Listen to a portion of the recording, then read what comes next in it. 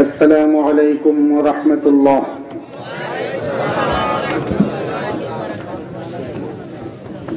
الحمد لله نحمده ونستعينه ونستغفره ونؤمن به ونتوكل عليه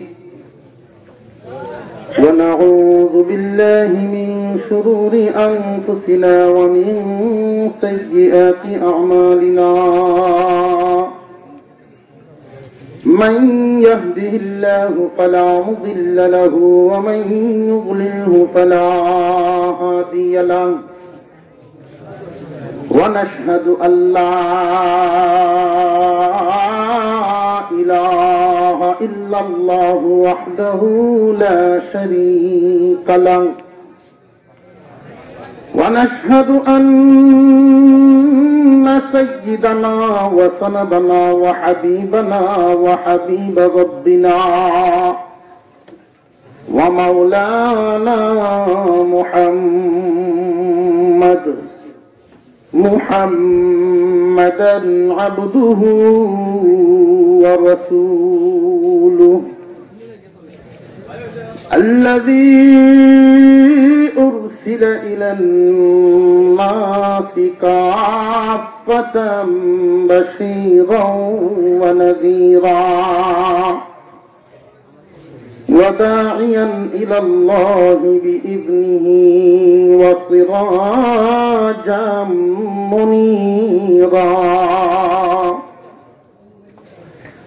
أما بعد فأعوذ بالله من الشيطان الرجيم.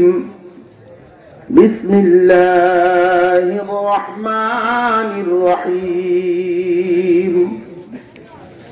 فلولا نفر من كل فرقة منهم طائفة ليتفقهوا في الدين. صدق الله العظيم.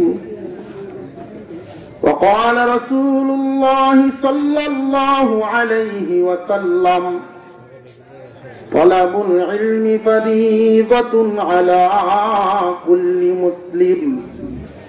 وصدق رسوله النبي الكريم. ونحن على ذلك من الشاهدين والشاكرين. والحمد لله رب العالمين. اللهم صل على محمد وعلى آل محمد كما صليت على إبراهيم وعلى آل إبراهيم إنك حميد مجيد.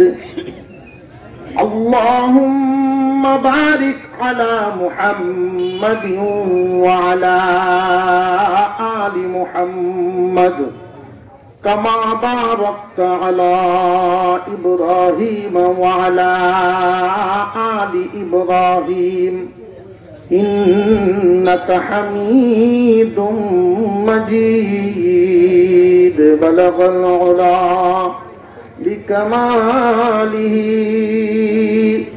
كشف الدجى بجماله حسنت جميع خصاله. صلوا عليه وآله. بلغ العلا بكماله كشف الدجى بجماله حسنت جميع خصاله. صلوا عليه. इलाही दिखा दे हमें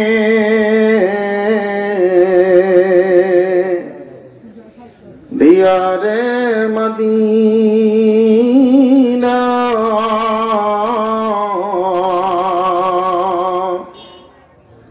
इलाही बना दे हमें गुबार मदीना।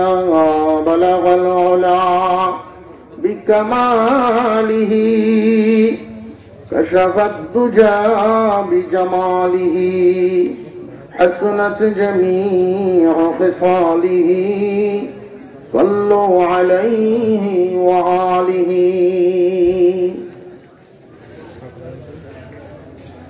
বাসাটি দক্ষিণপাড়া ছনপাট বাইতুস সুন্নাহ নুরানী হাফিজিয়া মাদ্রাসা ও ইয়াতীমখানার উদ্যোগে আয়োজিত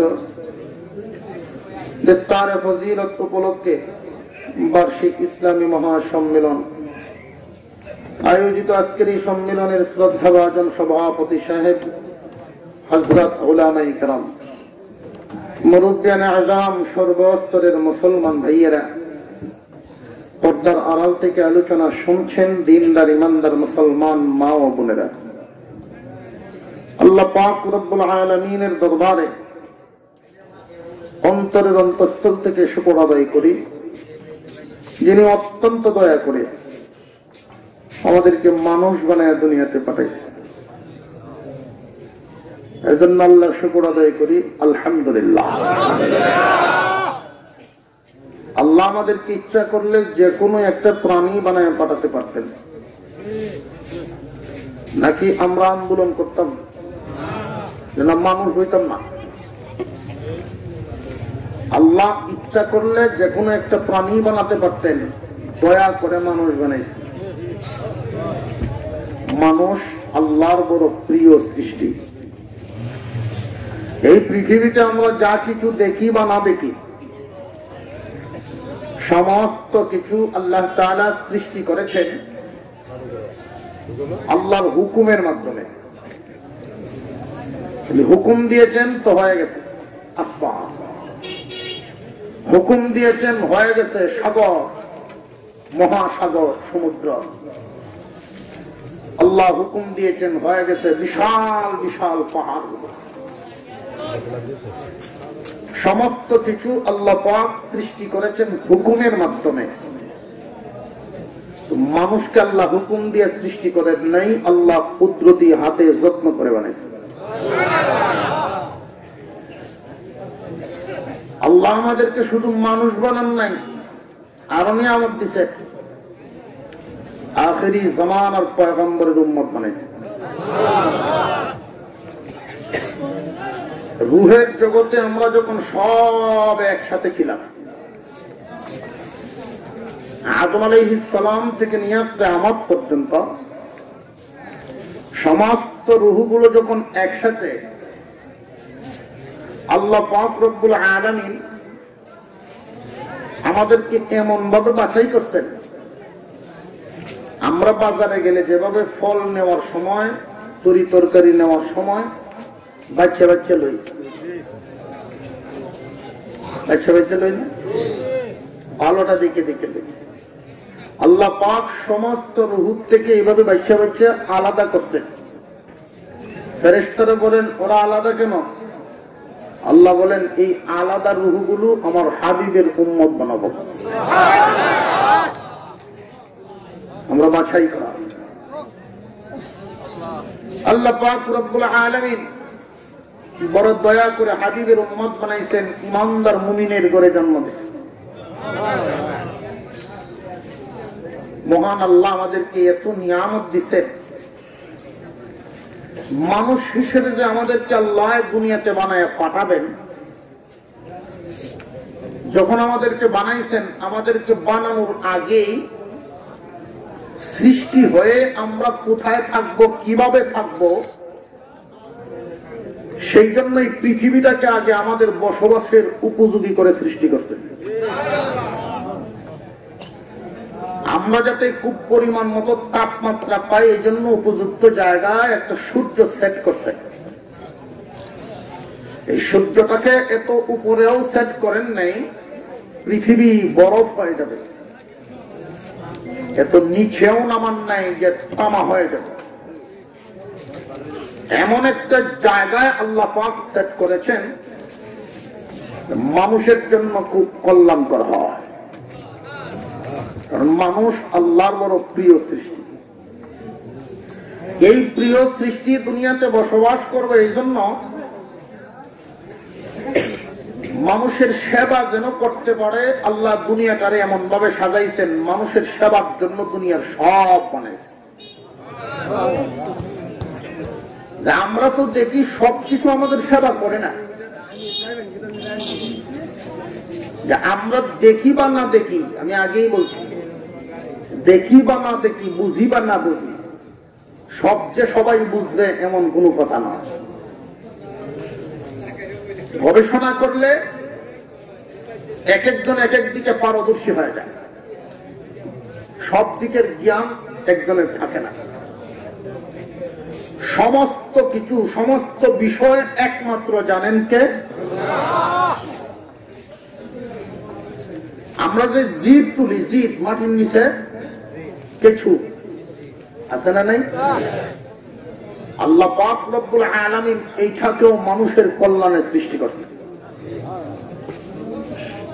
কি কল্যাণের সৃষ্টি করছেন এইটা যদি জিজ্ঞাসা করা হয়, কেউ কেউ বসি অনেক, ঠিক না? ঠিক। এই জীব কিছুটা মাটির নিচে বসবাস করে, মাটি তার খাদ্য। অথচ এই কিছুটার জন্য আমাদের কোনো কিছু পরিশ্রম করা লাগে না। সকাল বিকাল তারে আমরা খাওয়ান দাওয়ান লাগে, সে আমাদের খেদমত কতটুকু করতেছে দেখে। এই মাটির নিচে রাস্তা করে মাটিটাকে ফাঁক করে দেয় অক্সিজেন নেওয়ার জন্য। পৃথিবী থেকে যদি জির নামক পোকাটা বিলুপ্ত হয়ে যায়, 2.5 ঘন্টার ভিতরে পৃথিবী ধ্বংস হয়ে যাবে। অক্সিজেন নিতে পারবে না। প্রত্যেকটা বস্তুর অক্সিজেন আছে। আল্লাহ তাআলা আমাদেরকে সৃষ্টি করেছেন আদরের জাতি। আমরা এই আদরের জাতি যেন পৃথিবীতে সুন্দর করে বসবাস করতে পারে, এই জন্য পৃথিবীর ভারসাম্য ঠিক করেছেন। পৃথিবীটাকে আল্লাহ আগে সুন্দর করে সাজাইছেন। আল্লাহু আকবার। আমরা সেই মাওলা চিনি না। তাই শকুন চিনেন তো? ছোট ছোট পোলা বানায় তো এখন আর বুঝতো না শকুন কি জিনিস, বইও করে। আগে তো আমরা দেখতাম। আমাদের এই দেশে গরু মারা গেলে যখন হাওড়ে ফেলায় তো দলে দলে শকুনে এসে খাইছে। এটা তো দেখছি শকুনে যে গরু খাইছে। এতটুকু তো নিতে বুঝছি যে আমি গরুটা এখানে ফালায় হয়ে গেলে এটা ফচ্ছে করলে নষ্ট হয়ে পরিবেশ দূষিত হবে না, এর আগে শকুনে খেয়ে লাগবে। অত্যন্ত বুঝি।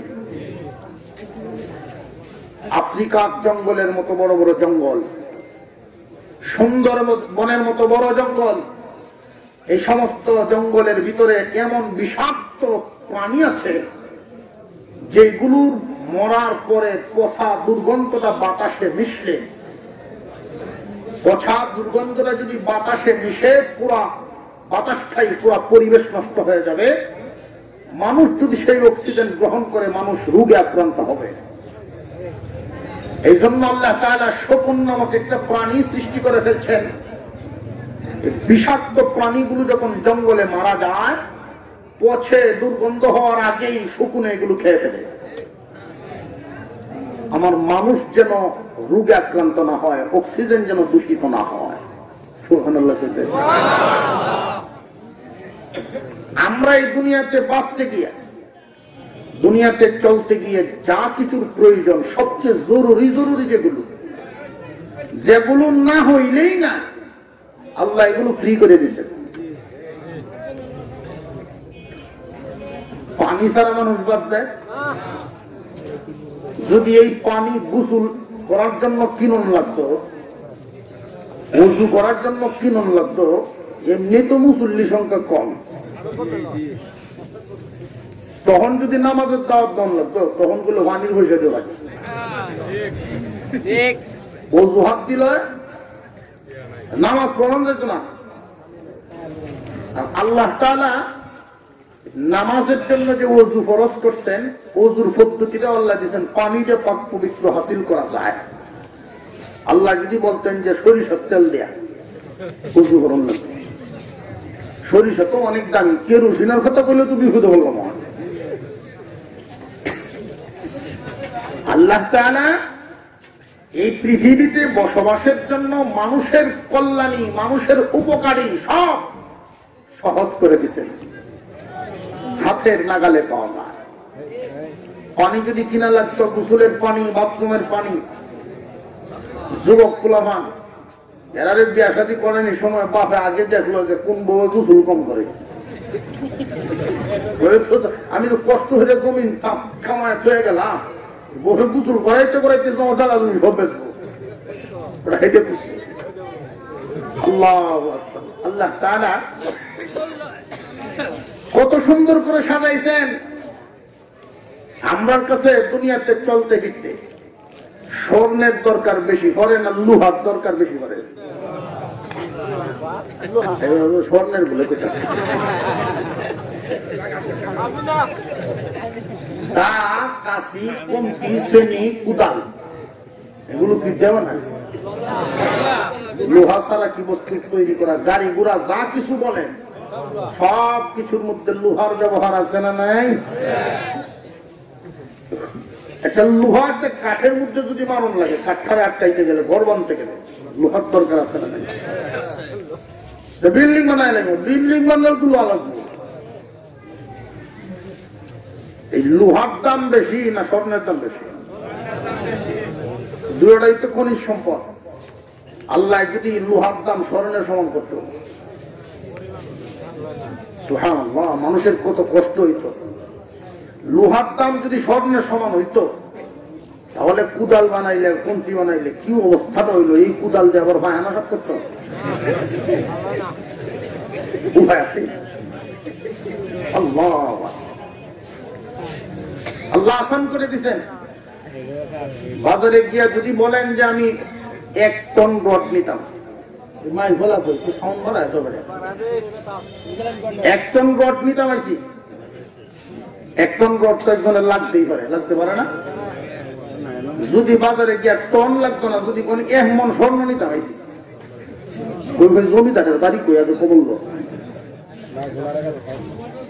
একজন মানুষ যদি জীবনে চলতে স্বর্ণ ব্যবহার তো দূরের কথা, চোখেও না দেখে, চোখকেই দেখছে না জীবনে কোনদিন স্বর্ণ, জীবন চলা থেমে থাকবে? জীবনে চলতে কোনো অসুবিধা হইব? লোহা ছাড়া অসুবিধা আছে, চলবে না। এই জন্য যেটা দিয়ে চলতো না, যার কারণে বান্দা আটকে যাইব, বান্দার জন্য এটা সহজ করে দিচ্ছে। আর যেটা বান্দায় বুক বিলাসের জন্য বিলাসিতা আল্লাহ যেন খুঁজবা, আল্লাহ এটা একটু দর করে দিচ্ছেন, দাম করে দিচ্ছেন। মুসলমান ইমানদার ভাইরা আমার, দুনিয়ার জমিনে যা কিছু আল্লাহ পাক বানাইছেন মানুষের সেবার জন্য বানাইছেন, আর এই মানুষকে আল্লাহ বানাইছেন আখিরাতের জন্য, আল্লাহর ইবাদতের জন্য। তো আমরা তো এমন উল্লাহ পাল্লা জিন্দেগি শুরু করছি, আল্লাহর হুকুম থাকে এক জায়গায়, আমরা থাকি আরেক জায়গায়। আজকে যেহেতু মাদ্রাসার উদ্যোগে মাহফিল, এই জন্য একটা নিয়ত করেই আমি কুরআনুল কারীমের একখানা আয়াতের একটু অংশ তিলাওয়াত করেছি। আল্লাহর রাসূলের অসংখ্য হাদিস থেকে একখানা হাদিস পাঠ করেছি। আমি যেই বিষয়টা আজকে আপনাদের সামনে আলোচনা করার ইরাদা বা ইচ্ছা করছি, আমার এই বিষয়টা যদি পুরোপুরি ভিতরে ঢুকাইতে চান, প্রাথমিক কয়েকটা কথা মনোযোগ দিয়ে বুঝবেন। কুরআনুল কারীমের আয়াতের যে অংশ আপনাদের সামনে তিলাওয়াত করা হলো,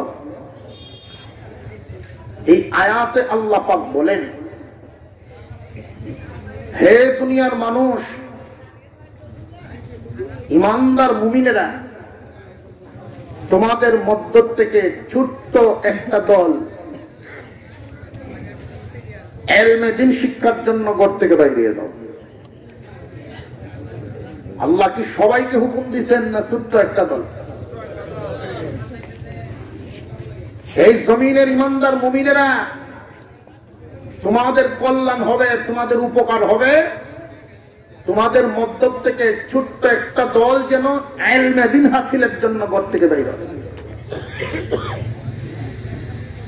আবার নবীজির যে হাদিস আপনাদের সামনে পাঠ করলাম, এই হাদিসে রাসূল বলেন সমস্ত মুসলমান নরনারীর উপরে ইলম অর্জন করা ফরজ। সমস্ত মুসলমান নরনারীর উপরে ইলম হাসিল করা ফরজ। আল্লাহর কথা আর রাসূলের কথা হুবহু মিল হইল না একটু বেশ কম আছে? আমার কথাটি বুঝছেন প্রাথমিক অবস্থাটা? আল্লাহ বলেন মুমিনরা তোমাদের মধ্য থেকে ছোট্ট একটা দল ইলমে দ্বীন হাসিলের জন্য ঘর থেকে বের হও। আল্লাহ এই জন্য বলছেন ছোট্ট একটা দলের জন্য। সবাইকে যদি আল্লাহ হুকুম দিতেন আলেম হতে হবে, আমাদের জন্য সহজ ছিল না কঠিন হয়ে যেত? আল্লাহ তাআলার একটা হুকুম যদি কেউ অমান্য করে জাহান্নামে যাওয়ার জন্য যথেষ্ট। আল্লাহর একটা হুকুম কেউ যদি অমান্য করে জাহান্নামে যাওয়ার জন্য যথেষ্ট। যদি আল্লাহ এই হুকুমটা দিতেন সব আলেম হয়ে যাও,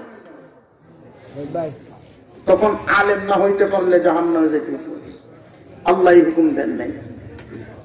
আল্লাহ নির্দিষ্ট করে এটাও বলেন নাই যে আব্দুল্লাহর হুত আব্দুর রহমান আলেম হইতে হইব, সলিমউদ্দিন হুত কলিমউদ্দি আলেম হইতে হইব, এই কথাও বলেন নাই। প্রত্যেক গোত্রে গোত্রে গোষ্ঠী গোষ্ঠীতে আলেম বানাতে হবে, ঘরে ঘরে আলেম বানাতে হবে, পরিবারে বানাতে হবে, এই কথাও আল্লাহ বলেন নাই। আল্লাহ তাআলা সংক্ষিপ্ত আকারে একটা কথা বলছেন, হে মুমিন সম্প্রদায়, তোমাদের জন্য কল্যাণের উপকার হবে, তোমাদের মধ্য থেকে ছোট্ট একটা দল ইলমে দ্বীন হাসিলের জন্য ঘর থেকে বের হও। ছোট্ট এক দল যদি বড় বড় আলেম হয়, সকলের চাহিদা পূরণের জন্য যথেষ্ট হবে। কিন্তু নবীজি যে বললেন তলাবুল ইলমি ফরিদাতুন আলা কুল্লি মুসলিম, সমস্ত মুসলমান নরনারীর উপরে ইলম হাসিল ফরজ। আল্লাহর কথা মানবেন, নবীর কথা কি বাদ দেওয়া যেত? এই দুই হাদিসের আয়াত এবং হাদিসের কথার মধ্যে সামঞ্জস্য বোঝার জন্য, মিল বোঝার জন্য আমাদের মনে এখন প্রশ্ন জাগতেছে এটাই, কিছু সংখ্যক মানুষ আলেম হইলেই যদি চলে, নবীজি সমস্ত নরনারীর উপরে ইলম হাসিল করা ফরজ বলে ঘোষণা কেন দিলে? প্রশ্ন জাগেনি না জাগে না? সমস্ত মানুষ যদি আলেম হওয়াই লাগে, আল্লাহ পাক ছোট্ট একদল বলে কি বুঝাইলেন? এই প্রশ্ন যে জাগে আমাদের অন্তরে, এই প্রশ্নের জবাব পাওয়ার আগে আমাদের একটা বিষয় পরিষ্কার ধারণা রাখতে হবে। শিক্ষার স্তর আছে, বাংলার লাইনেই কোন, ইংরেজির লাইনেই কোন, আরবির লাইনেই কোন, অর্থাৎ জাগতিক শিক্ষা, দ্বীনি শিক্ষা, উভয় শিক্ষার মধ্যে শিক্ষার স্তর রহিয়াছে। প্রাইমারি লেভেল, মাধ্যমিক লেভেল, উচ্চ মাধ্যমিক লেভেল, উচ্চতর লেভেল। প্রাইমারি লেভেল, মাধ্যমিক লেভেল, উচ্চতর লেভেল, স্তর আছে না নাই? স্কুলেও দেখেন স্তর আছে। প্রাইমারি পর্যন্ত একটা স্তর, উচ্চ মাধ্যমিক পর্যন্ত আর একটা স্তর, উপর লেভেল পর্যন্ত আর একটা স্তর। মাদ্রাসার লাইনে অনুরূপ তিনটা স্তর, প্রাইমারি লেভেল, মাধ্যমিক লেভেল, উচ্চতর লেভেল। আল্লাহ যে ঘোষণা দিলেন তোমাদের মধ্য থেকে ছোট্ট একদল মানুষ ইলমে দ্বীন হাসিল করো, ছোট্ট একটা দল বলে উচ্চতর লেভেলের ইলম হাসিলের কথা বুঝাই। নবীজি যে বললেন সমস্ত মুসলমান নরনারীর উপরে ইলম হাসিল ফরজ, প্রাইমারি লেভেল বুঝাইছে। কথা পরিষ্কার বুঝাচ্ছে? আল্লাহর হুকুমটা আমাদের জন্য যথাযথ কল্যাণকর কিনা আল্লাহ যদি সবার উপরে দিতেন আমাদের জন্য কষ্টকর হয়ে যেত। আর আল্লাহ যদি এই কথা না বলতেন, আলেম শূন্য হয়ে গেলে আমরাও অন্ধকারে চলে যাব। একটু জোরে কর। দেখবেন কথা স্মরণ হয়ে গেছে, আপনাদের সামনে বলে ফেলি। ফখরে বাঙ্গাল তাজুল ইসলাম রহমতুল্লাহ আলাইহি, উনি একবার ট্রেনে উঠছেন। ট্রেনে উঠার পরে কয়েকজন পুলিশ, পাকিস্তানি পুলিশ, আলেম হুজুর দেখলে কিছু মানুষের একটু কুছাইতে মজা লাগে, এমন আছে না নাই? হুজুর যদি খুব জোরে আটে, একজন আর একজনের কয় মনে হয় দাওয়াত কার বাড়িতে। হুজুর যদি একটু আসতে আটে, খাওয়াটা দিছে আসবা লোক পারে না, যাই তো কোন ঠিক না? ঠিক। ফখরে বাঙ্গাল তাজুল ইসলাম রহমতুল্লাহ আলাইহি বসে বসে শুনতেছেন যে হুজুররা সমাজের কোন কামের না। এই জগতের মধ্যেও একদল মানুষ এরকম আছে, ধারণা রাখে আল্লাহ বলছেন ছোট্ট একদল মানুষ তোমাদের সমাজে আলেম থাকতে হবে, এটা তোমাদের জন্য কল্যাণকর। কিন্তু একদল মানুষ এই জমিনে আছে যে আলেম দরকার নাই, আলেম ওলামা দেখলেই শরীরের মধ্যে অ্যালার্জির চুলকানি শুরু হয়ে যায়। বুঝবেন এরা এই উম্মতের জন্য কল্যাণকর নয়, এরা এই উম্মতের জন্য ফিতনাবাজ মানুষ। এইরকম কয়েকজন পুলিশ হুজুরের এইটাই টিটকারি মাস্কারি মারতেছে, আলেমরা কোন কামেন না। ফখরে বাঙ্গাল তাজুল ইসলাম রহমতুল্লাহ আলাইহি জবাব দিলেন, হ্যাঁ ঠিক হই, আলেমরা কোন কামেরও না, আলেমরা এই কোন খামেন না। একটু পরে পরে মুখে কইতেছেন কোন খামেন না, আঙ্গুলের ব্যাপারে। আজ থেকে 30-35 বছর আগে, 40 বছর আগে, 50 আগে এই আঙ্গুলটার দাম আছে না? এখনো তো দাম আছে, সেই সময় একটা পেজের দাম আছে। এটা যদি বাজারও কেউ কেউ দেখা যাচ্ছে, মাঠা দৌড়াদৌড়ি শুরু হয়েছে, দূরে কম বিরাট পাওয়ার আছে এটা, সাংঘাতিক। এখন আস্তে আস্তে এটা দিলে আরো খুশি হয়, ভেরি গুড, দূরে কম এটা তো ভেরি গুড কয়। আর আগে যদি দেখাইতো আরে বাপরে বাপরে খেপাটা দিতে পারি হুজুর তখন এটা একটু বড় বড় দেখান, হুজুররা এইটার মতো কোন কামেন না। আর একজন হুজুর পুলিশের চাকরি লইছে, মাত্র লাইনে কিছু পড়ছি, হুজুর দেখিয়া বলতেছেন, হুজুর একটু পরে পরে আপনি শুধু এই আঙ্গুলটা দেখায় কি বুঝান? অবশ্যই মনে কোন কথা আছে, আমরা বুঝতেছি না। ফখরে বাঙ্গাল তাজুল ইসলাম রহমতুল্লাহ আলাইহি বলেন, দেখেন হাতের 5টা আঙ্গুল মিলে একটা সমাজ, হাতের 5 আঙ্গুল মিলে একটা সমাজ। আমরা মানুষ যেভাবে বসবাস করি, ভুইয়া গোষ্ঠী, ছত্রী গোষ্ঠী, খান গোষ্ঠী, ফাটান গোষ্ঠী, আওয়ামী লীগ করে, বিএনপি করে, জাতীয় পার্টি করে, জাসদ করে, বিভিন্ন ইসলামিক দল করে, বিভিন্ন জন মিলিয়ে একটা সমাজ আছে না নাই? হাতের 5টা আঙ্গুল মিলে একটা সমাজ, কোন কাজ করতে গেলে একসাথে যায়। এই 5 আঙ্গুলের মধ্যে লক্ষ্য করে দেখেন, এই যে 4 আঙ্গুল, একটা আর একটার খুব কাছাকাছি বসবাস, আকার আকৃতিতেও অনেক মিল আছে না? একটু মুড আছি অর্থানিক, কেউ স্বাস্থ্য একটু বালা, কেউ স্বাস্থ্য একটু হুঙ্কা, অত্যন্ত ব্যস্ত। কিন্তু এই আঙ্গুলটার সাথে 4 আঙ্গুলের না আকৃতিতে মিল আছে, না বসবাসের কোন মিল আছে, কাছাকাছি নেই, দূর।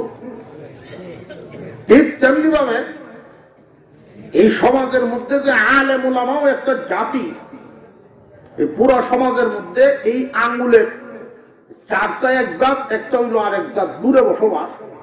আলেম সমাজের মধ্যে এই আঙ্গুলটার মতো দেখবেন এক দল আর এক দলের সাথে, এক গোষ্ঠী আর এক গোষ্ঠীর সাথে, এক ব্যক্তি আর এক ব্যক্তির সাথে সুরতেও ঠিক, চলাফেরাও ঠিক, রুচিও ঠিক, কিন্তু আলেমদের সাথে সবার মিল করে না। সুরতেও মিল নেই, রুচিও মিল নেই, এই আঙ্গুলটার মতো। তবে জেনে রাখবেন, এই আঙ্গুল চারা পুরা হাতেই অচল হয়ে যায়। এই আঙ্গুল যদি না থাকে, তরকারি লবণও তুলে যাচ্ছেন না, ধরুন যাব এমনি কাটা ভাঙি ঠিক তেমনি ভাবে আল্লাহ যে বললেন, তোমাদের মধ্য থেকে ছোট্ট একটা দল ইলমে দ্বীন হাসিলের জন্য বাইর হও। উচ্চতর ইলম বুঝাইছেন, উচ্চতর ইলম হাসিল করো।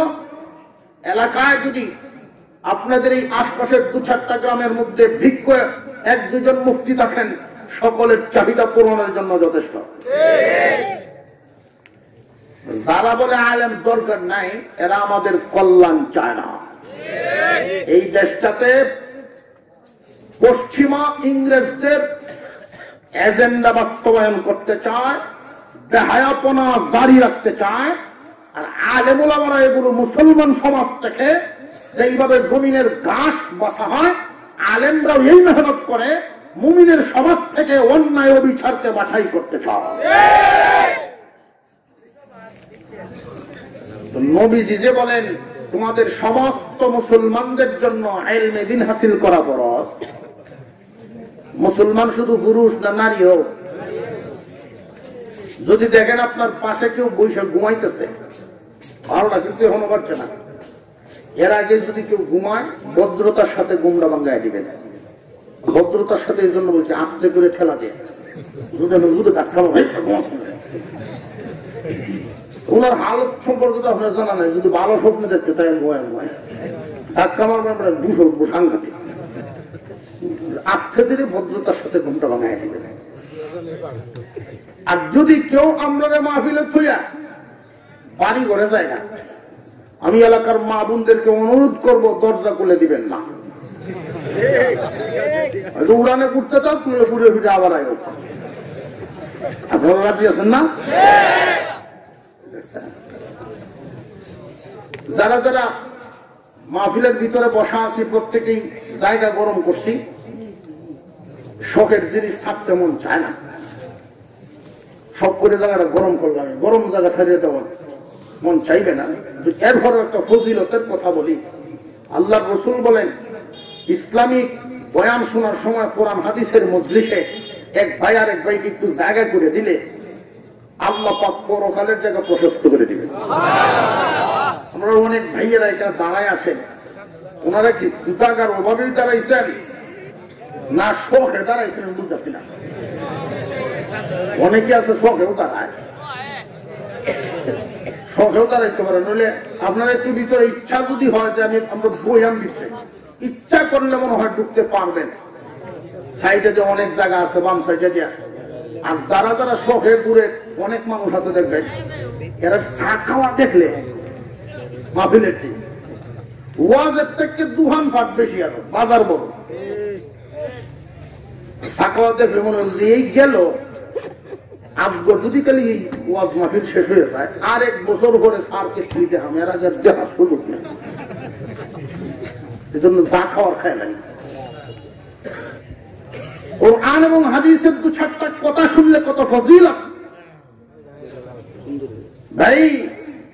কোরআন হাদিসের 2-4টা কথা নেওয়ার জন্য নবীজির সামনে সাহাবায়ে কেরাম 200-300 মাইল দূর থেকে যাইতেন। সোনার উপর চেয়েও দামি মনে করে কথাগুলো গ্রহণ করতেন, আমল করতেন। আর আমরা আল্লাহ তাআলা কত নিয়ামত দিচ্ছেন, খুব কাছাকাছি সময় পাই, কোরআন হাদিসের আলো পাইতেছি, কিন্তু গুরুত্বের সাথে গ্রহণ করতেছি, অবহেলায় সময় পার করে দিতেছি। সাবধান, চায়ের দোকানে এদিক সেদিক সময় না কাটিয়ে কিছুক্ষণ সময়ের জন্য কোরআনের মজলিসের জান্নাতের বাগানে বসেন। আমার প্রাথমিক কথাগুলো আপনাদের বুঝে আসছে। আল্লাহ বলেন, তোমাদের মধ্য থেকে ছোট্ট একটা দল ইলমে দ্বীন হাসিলের জন্য বাইর, কল্যাণ হবে। নবীজি বলেন সমস্ত মুসলমান নরনারীর উপরে ইলম হাসিল করা ফরজ। আল্লাহর কথা আর নবীজির কথা ভাঙ্গে বুঝাইয়া দিলাম। আল্লাহ বলছেন উচ্চতর শিক্ষা অর্জনের জন্য ছোট্ট একটা দল, সবাইকে বড় বড় আলেম হতে হবে আল্লাহ এই হুকুম দেন নাই, কারণ ডাক্তারেরও দরকার আছে। মুসলমানদের সমাজে ইঞ্জিনিয়ারের দরকার আছে না নাই? সব লাইনে মুসলমান থাকার দরকার আছে। ছড়ায়া ছিটায়া পড়বে, সব লাইনে মুসলমান থাকবে। ছোট্ট একটা দল থাকবে বড় বড় আলেম, ভিজ্ঞ আলেম, উচ্চতর শিক্ষায় শিক্ষিত। এই উচ্চতর শিক্ষার পরিমাণটা কি? যখন যেই সমস্যা সামনে এসে দাঁড়ায়, কোরআন হাদিস অনুযায়ী গবেষণা করে সমস্যার সমাধান করতে পারে, এই রকম যোগ্যতা হাসিল করা হলো বিজ্ঞ আলেম, উচ্চতর শিক্ষা।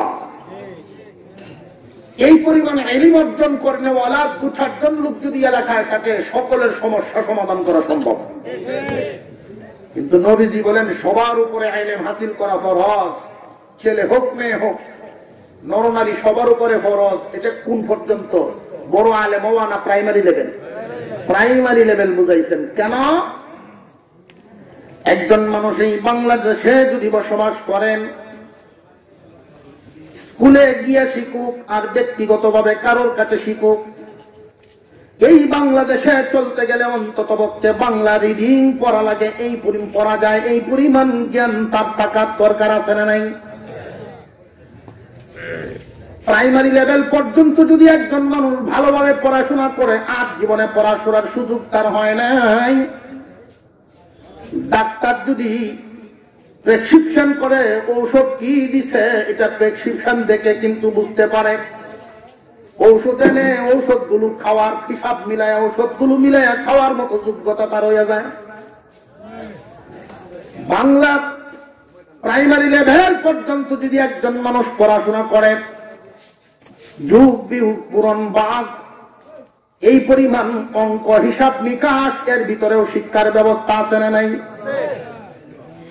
দুনিয়ার জমিনে চলতে ফিরতে একজন মানুষ যতটুকু সমস্যার সম্মুখীন হয়, সব সময় যতটুকু সমস্যার সমাধান প্রয়োজন, প্রাইমারি লেভেল পর্যন্ত পড়াশোনা থাকলেই একজন মানুষকে এই দেশে সুস্থভাবে বসবাস করার মতো যোগ্যতা তার প্রাইমারি লেভেল পর্যন্তই শিক্ষার ব্যবস্থা আছে না? ঠিক তেমনি ভাবে ইসলামিক শিক্ষার ক্ষেত্রেও আল্লাহর পয়গম্বর যে বললেন, হে আমার মায়ের উম্মতেরা, প্রত্যেক মুসলমান নরনারীর উপরে ইলমে দ্বীন হাসিল করা ফরজ। কতটুকু ইলম হাসিল করা ফরজ নবীজি বুঝাইলেন প্রাইমারি লেভেল। মার জন্য যেমন ফরজ, বাবার জন্য এমনই ফরজ, ছেলের জন্য ফরজ, মেয়ের জন্য ফরজ, ভাইয়ের জন্য ফরজ, বোনের জন্য ফরজ। কারণ প্রাইমারি লেভেল পর্যন্ত এটাই বুঝাইছেন, এই পরিমাণ ইলম শিক্ষা দেওয়া হয়। নুরানি লেভেল অর্থাৎ ইসলামিক লাইনে যদি প্রাইমারি লেভেল পর্যন্ত একটা বাচ্চা পড়াশোনা করে এরপরে স্কুল লাইনে চলে যায়, ডাক্তার হইলেও আর অসুবিধা নাই, নামাজ পড়তে কোনোদিন কারোর কাছে কিছু জিজ্ঞাসা করা লাগবে না। একজন মুসলমান আলেম হোক আর মূর্খ হোক, মুসলমান বলতেই নামাজ পড়ার দরকার আছে না নাই? রোজা, নামাজ, ওযু, গোসল, পাক না পাক, 30 পারা কুরআনুল কারীম সহিহ শুদ্ধ করে তিলাওয়াত করতে জানা। কোন কারণে ওযু ভেঙে যায়, কোন কারণে নামাজ ভেঙে যায়, জানাজার নামাজ কেমনে পড়া লাগে, ইমাম না থাকলে নামাজটা কেমনে চালায়া দেওয়া লাগে, 5 বছরের শিক্ষার ভিতরে প্রাইমারি লেভেল পর্যন্ত এই পরিমাণ জ্ঞান অর্জন করার ব্যবস্থা আছে। একজন মুসলমান তোমার সন্তানকে যদি প্রাইমারি লেভেল পর্যন্ত ইসলামিক শিক্ষায় শিক্ষিত করো, এরপরে যদি এই বাচ্চাটাকে তোমার মন চায় যে তার মেধাটা অনেক ভালো, আমি যদি একজন ডাক্তার বানাই তাহলে মুসলমানদের অনেক কল্যাণ হবে, আমি যদি একজন ইঞ্জিনিয়ার বানাতে পারি মুসলমানদের অনেক কল্যাণ হবে, মুসলমানের সন্তান যদি ডাক্তার এবং ইঞ্জিনিয়ার হয়ে যায়, তাহলে এই ডাক্তার ইঞ্জিনিয়ারের জন্য বিধর্মীদের কাছে আমাদের ধর্ণা দিতে হবে না। মুসলমান ভাইয়েরা আমার চিন্তা রাখবেন, চিন্তা রাখবেন, আমরা তো চিন্তা করি এই দুনিয়া নিয়ে, কিন্তু আল্লাহ আমাদেরকে দুনিয়ার জন্য বানান নাই, দুনিয়ার সব কিছু বানাইছেন আমাদের জন্য, আর আমাদেরকে বানাইছেন আখিরাতের জন্য। কিয়ামতের কঠিন ময়দানে জান্নাত এবং জাহান্নামের মাঝখানে মউতকে টেনে টেনে আনা হবে, টেনে এনে হাজির করে ফেরেশতারা ঘোষণা দিতে থাকবে, এই জান্নাতীরা খুশখবর শুনো, যারা নেক আমল করার কারণে, ভালো ভালো কাজ করার কারণে, এই ইমানদারেরা ভালো কাজ করে যে তুমি জান্নাতের ভিতরে চলে গেলা, লক্ষ্য করে দেখো মউতকে জবাই দেওয়া হচ্ছে। এর মানে হলো মউত জীবনে কোনোদিন তোমার কাছে যাবে না, তোমার আর মরণও হবে না। হ্যাঁ, জাহান্নামীরা এই মউতকে জবাই দেওয়া হচ্ছে, এর মানে হলো এই মউত আর কোনোদিন তোমার কাছে যাবে না, তোমার আর মরণও হবে না। সুতরাং এই 30-35 বছরের চিন্তা ভাবনায় আমার সন্তানকে আমি ভবিষ্যৎ গড়ার জন্য, সন্তানের ভবিষ্যৎ গড়ার জন্য তুমি গ্রামের মানুষ শহরে বাসা বাড়ি লও, শহরের মানুষ সন্তানের উন্নত ভবিষ্যতের জন্য দেশের মানুষ বিদেশে যায়, মাতার গ্রাম পায়ে ফেলায় সন্তানের ভবিষ্যৎ গড়ার জন্য। রে মুসলমান ইমানদার ভাইয়েরা আমার, নবীর উম্মত, তুমি কোন ভবিষ্যৎ গড়তেছ? 30-35 বছরের ভবিষ্যৎ নাকি অনন্তকালের ভবিষ্যৎ? যদি অনন্তকালের ভবিষ্যৎ তোমার করা লাগে, তাহলে ইসলামিক লাইনে প্রাইমারি লেভেল পর্যন্ত ছেলে হোক আর মেয়ে হোক তাকে আগে শিক্ষা দাও, এরপরে 30-35 বছরের জিন্দিগি গড়ার স্বপ্ন দেখাও।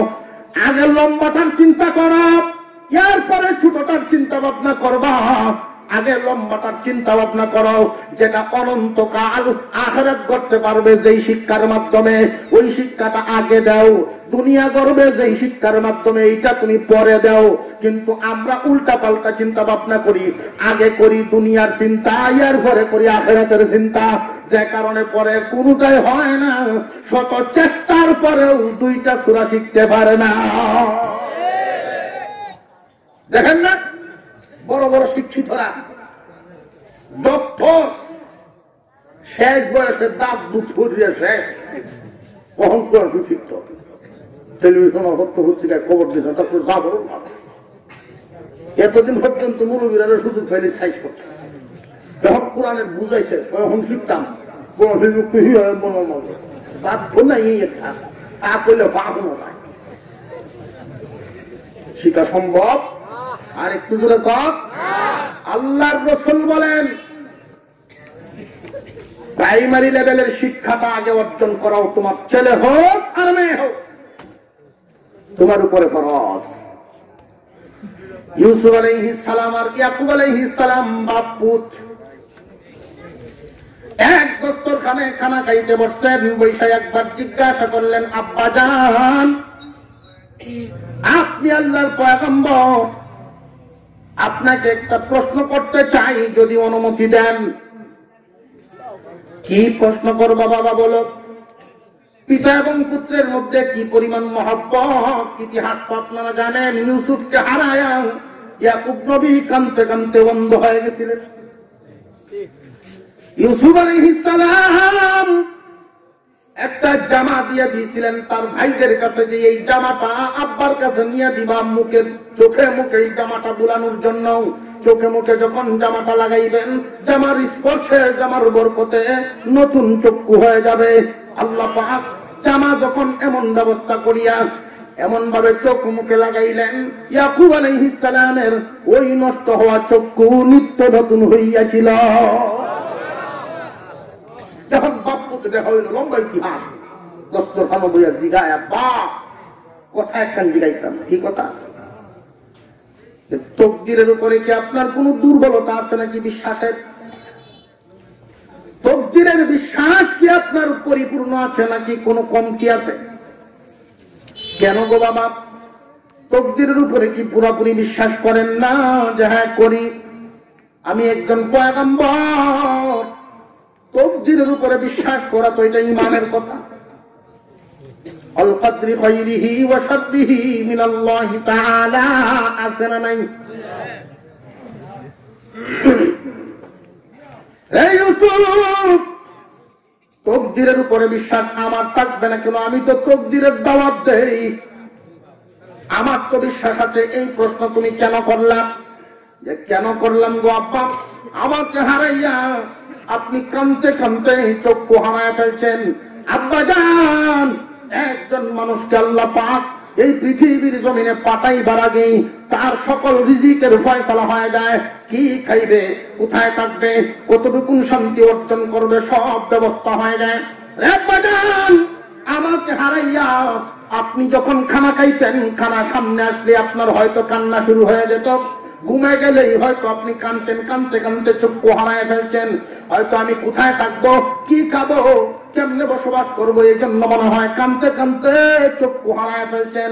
আব্বা জান, জেনে রাখবেন, তকদিরের উপরে বিশ্বাস যদি পরিপূর্ণ থাকে তাহলে তো কান্নার কথা নয়। আপনার সন্তান আপনার কাছে থাকলেও সেই পরিমাণ খাবে, দূরে থাকলেও এই পরিমাণে খাবে। কাছে থাকলেও যেই পরিমাণ সুস্থ থাকবে, ভালো থাকবে, দূরে থাকলেও এই পরিমাণ ভালো থাকবে। তার তকদিরে ফয়সালা যা হইয়াছে এই পরিমাণে থাকবে, এর বাহিরে যাওয়ার সুযোগ নাই। ইয়াকুব আলাইহিস সালাম জবাব দিয়েছিলেন, এই জবাবটা আমাদের প্রত্যেক পিতার জন্য শিক্ষা।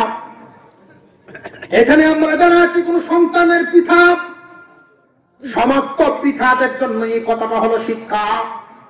ইয়াকুব আলাইহিস সালাম জবাব দিয়েছিলেন, ইউসুফ তুমি কি খাবে, কোথায় থাকবে, এই জন্য কিন্তু আমি কান্দি নাই। তোমাকে হারাই আমি কেন কান্দিয়েছিলাম জানানি? 12 ছেলের মধ্যে 11টা আমার কাছে ছিল, আমি এদেরকে শিক্ষা দিয়েছি।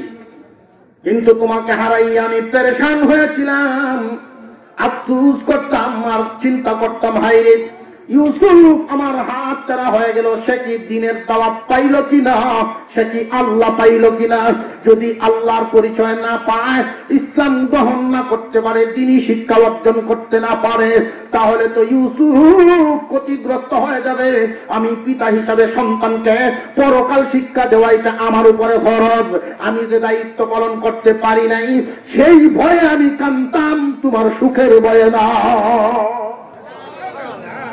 তুমি দুনিয়াতে কি খাইবা, কি করবা, এই জন্য আমি কাঁদতাম না, আমি তোমার আখিরাতের চিন্তায় কাঁদতাম। দুনিয়ার ইমানদার মুসলমান, আমরাও এখানে যারা আছি কোন না কোন সন্তানের বাবা, ছেলে হোক আর মেয়ে হোক, আল্লাহ তাআলা আমাদেরকে নিয়ামত দিয়েছেন। এই সন্তানের জন্য যদি ভবিষ্যতের চিন্তা করি, অল্প সময়ের চিন্তা আগে করতাম না বেশি সময়ের চিন্তাটা আগে করতাম? অস্থায়ী জিন্দিগির চিন্তা আগে করবো নাকি স্থায়ী জিন্দিগির চিন্তা আগে করব? স্থায়ী জিন্দিগির চিন্তা আগে করব, সন্তানকে আগে দ্বীনি শিক্ষায় শিক্ষিত করব। 5 বছর যদি প্রাইমারি লেভেল ধর্মীয় লাইনে আপনি পড়ান, নুরানি লেভেল 5 বছর যদি পড়ায় আনেন, 5টা বছর পড়াইলে এই সন্তানের পড়াশোনার বয়স কি শেষ হয়ে যায় না? বাকি জিন্দিগি সামনে আছে, পুরা সময় সামনে পড়ে থাকে। এরপরে আপনার একটা সন্তানকে যদি আপনার স্বপ্ন থাকে আপনি ডাক্তার বানাবেন, ডাক্তার বানান, কোনো নিষেধ নাই। ইঞ্জিনিয়ার বানান, কোনো নিষেধ নাই।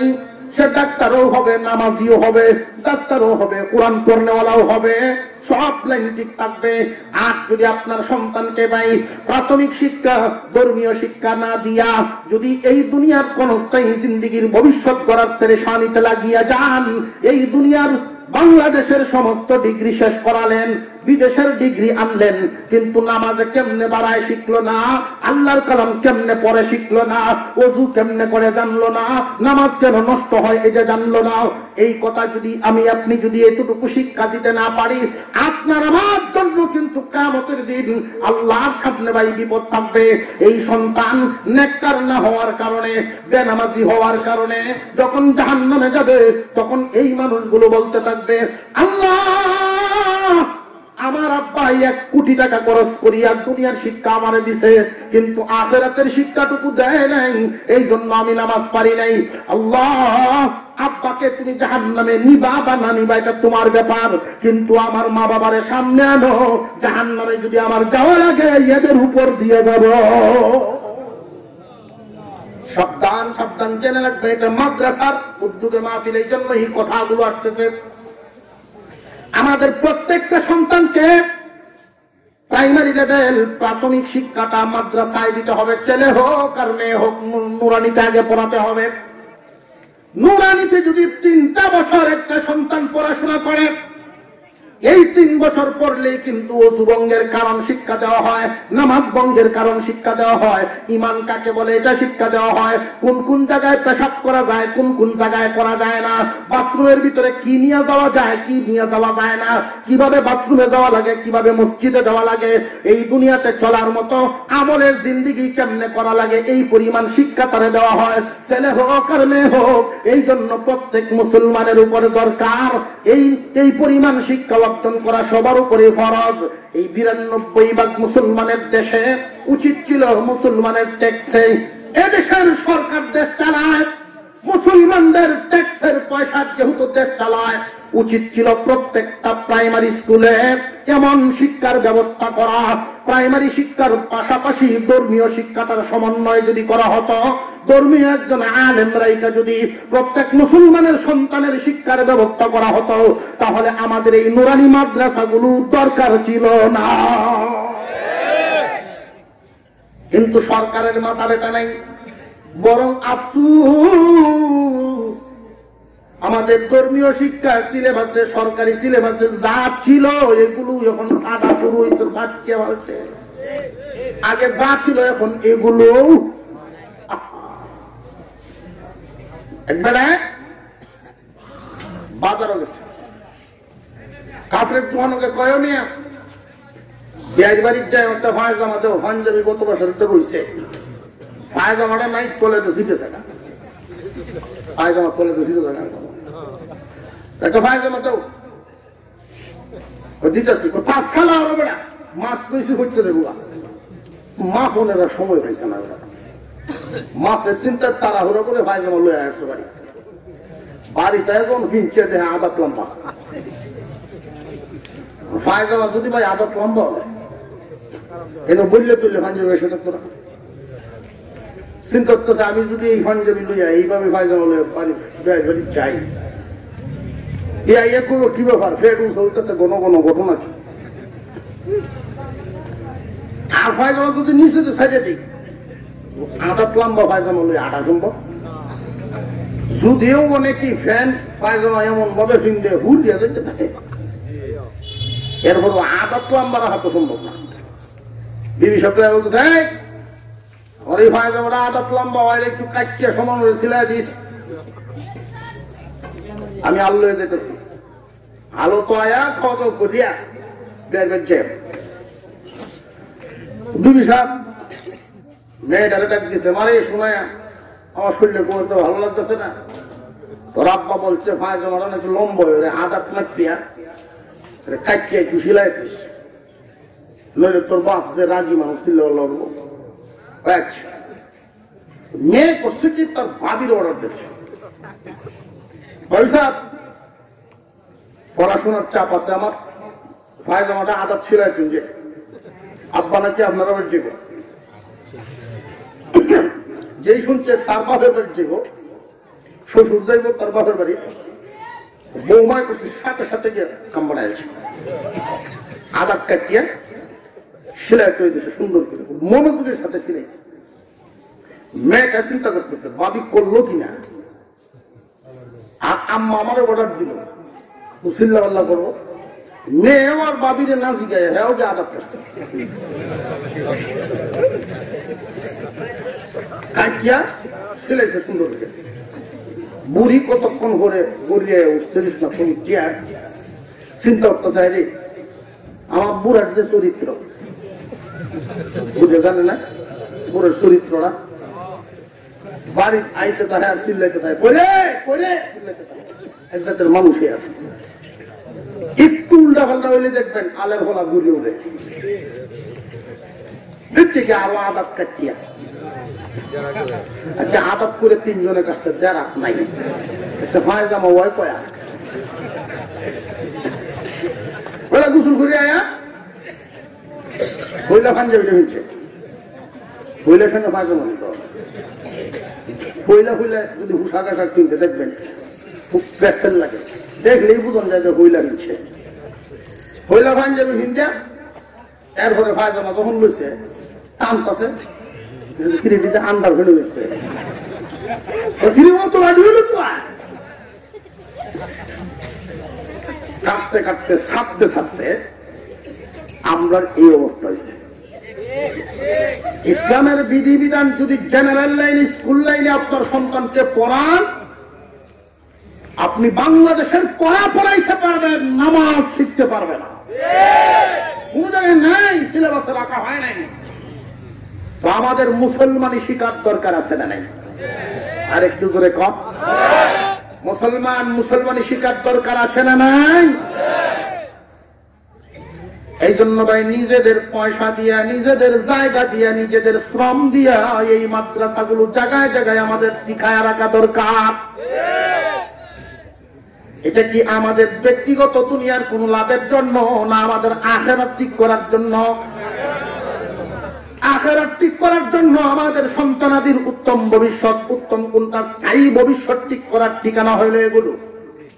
এই স্থায়ী ভবিষ্যৎটা এখানে ঠিক করার পরে যখন আপনি নিয়োগ করবেন যে না, স্থায়ী ভবিষ্যৎ তো প্রাইমারি লেভেল পর্যন্ত ঠিক হয়েই গেল, এখন অস্থায়ী হলেও দুনিয়াতে যেহেতু থাকা দরকার, এই দুনিয়াবি কিছু শিক্ষা অর্জন করা দরকার, নিয়ে যান স্কুলে ক্লাস 4-এ নিয়ে ভর্তি করবেন, অসুবিধা নাই। দুনিয়ার লাইনের এবার শিক্ষা দেন। নামাজ শিক্ষা কিন্তু আগে হয়ে গেল, রোজা শিক্ষা হয়ে গেল, অজু গোসল সব শিক্ষা এখানে হয়ে গেল। এই জন্য শুধু নির্দিষ্ট কয়েকটা ফুলাবান এখানে পড়বে এমন নয়। আমরা এখানে যারা আছি এতটুকুন আশা করি বুঝতে পেরেছেন, যার সন্তান যে কয়টা আছে প্রত্যেককেই আগে নুরানিতে পড়াইতে হবে। কথা বুঝে হুজুররা আলেম ওলামাগণ বাড়ি বাড়ি তালাশ করে যে সন্তান আনা লাগে, দিয়া দেন, একটা বাচ্চা দিয়া দেন, একটা বাচ্চা দিয়া দেন। হ্যাঁ রে মুসলমান যদি বুঝতো, তাহলে এই বাচ্চা নিয়ে আগে হুজুরকে মাদ্রাসায় এনে বলতো, হুজুর আমার বাচ্চাটা রাখেন, স্থায়ী ভবিষ্যৎটা গড়িয়ে দেন, রাখেন। পরিবর্তন হয়ে গেছে। এরপরে হালত কি হয়? লাস্টে হালত হয় ডিগ্রি পাস করতে বেড়ায়, ব্যবসা বাণিজ্য করতে বেড়ায়, সারা জিন্দিগি খাটাইয়া। কারণ শিখছে তো সব দুনিয়ার ক্ষণস্থায়ী শিক্ষা, চিরস্থায়ী জিন্দিগির কোন শিক্ষা সে শিখে নাই। এই ক্ষণস্থায়ী জিন্দিগির শিক্ষা অর্জন করার কারণে ব্যবসা বাণিজ্য সব করছে ঠিকই করে, শেষ জীবনে পয়সা তো কম কামাইছে না, পয়সা কামাইয়া এখন গেছে গা হজে। এই হজ থেকে আইসা এখন বাবার একটা আইসা না, আমরা একটা চিন্তা ভাবনা হইলো, কেউ যদি হজের তালিম দেওয়া হয়, হজে কেন যান না? এ হনি হজের সময় হয়েছে, ওহনি সময় হয়েছে না, যে ওইব কোন সময়? ওইব এই সময় যে সময় ব্যবসা আর করণ যায় না। হজের সময় হইব ওই সময় যখন চাকরি বাকরি আর করণ যায় না। আমাদের ধারণা হইল হজ থেকে আইসা দুনিয়াদারি করণ যায় না।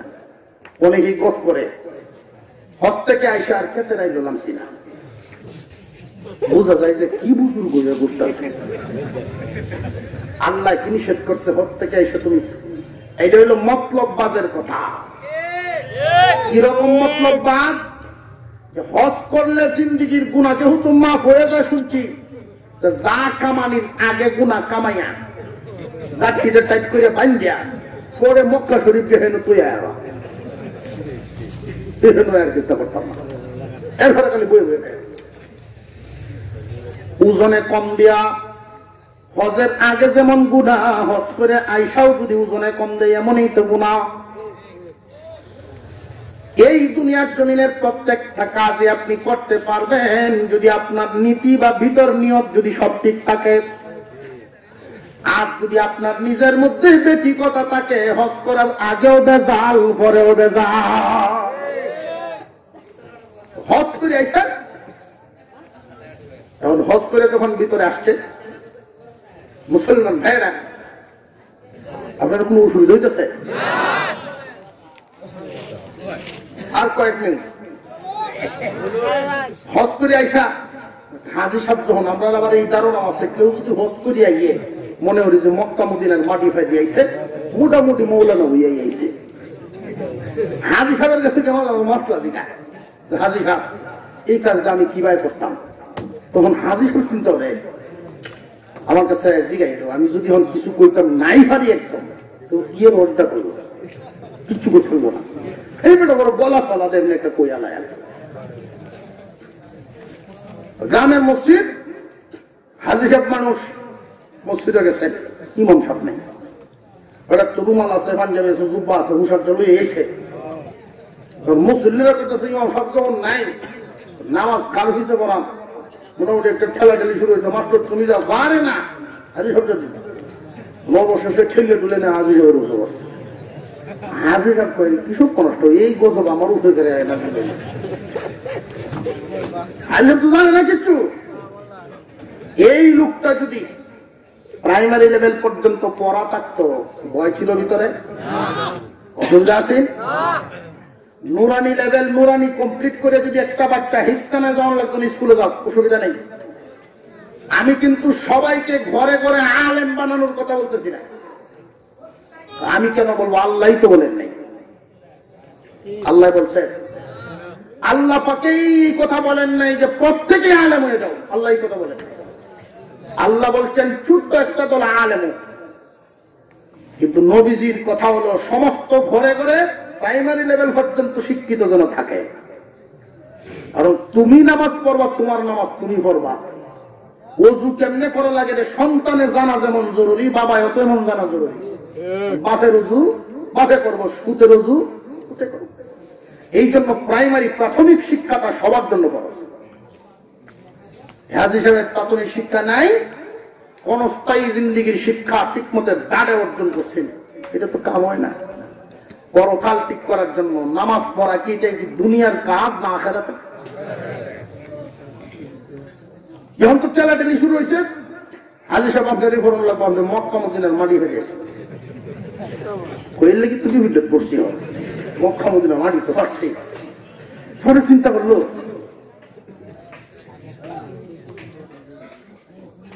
আসরের নামাজ তো, আসরের নামাজ যেহেতু পড়ার একটা সাহস পাইছে, কেরা তোর হুমতো না, সুরা কেরা জুড়ে আছে, আল্লাহু আকবার কুয়ে কুয়ে খালি তালগা মিলাইতে দিয়েছে। সবজি বন্ধুর একটা হিসাব মিলাইছে, কয়বার উঠন কয়বার নামন, উড়া নামাটা হিসাবটা মিলাইয়া শুরু হয়ে দিল। একটা একটু বেগাল ইমাম কয়ে এক কাতার ভিতরে কারোছে, উনি ইমামতি শুরু করছে। নামাজ শেষ হইলো, বালবালা মাছ।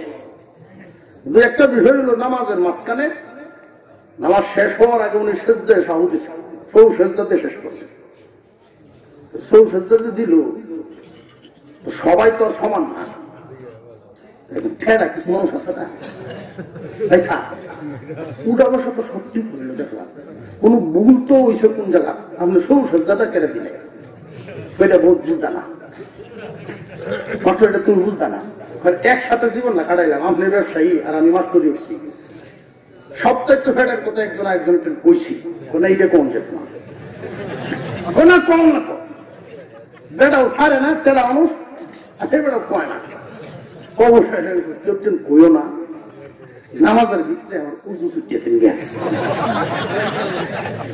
শুধু একটা বুঝলি না, ছোট্ট একটা বায়ু আছে, বায়ু জনায় নামাজটা তো আমার ঠিক করবো লাগবো। দেখছি হুজুরের নামাজ ভুল হইলো সৌর তাদের মনে মনে সৌর দেয়া নামাজ ঠিক করেছে। নামাজ ভঙ্গের কারণ, ওযু ভঙ্গের কারণ, এইগুলোর উদাহরণ দিলাম। প্রত্যেক মুসলমানের জন্য প্রাইমারি নুরানি লেভেল পর্যন্ত ছেলে হোক আর মেয়ে হোক, এতটুকুন শিক্ষা অর্জন করার দরকার আছে না?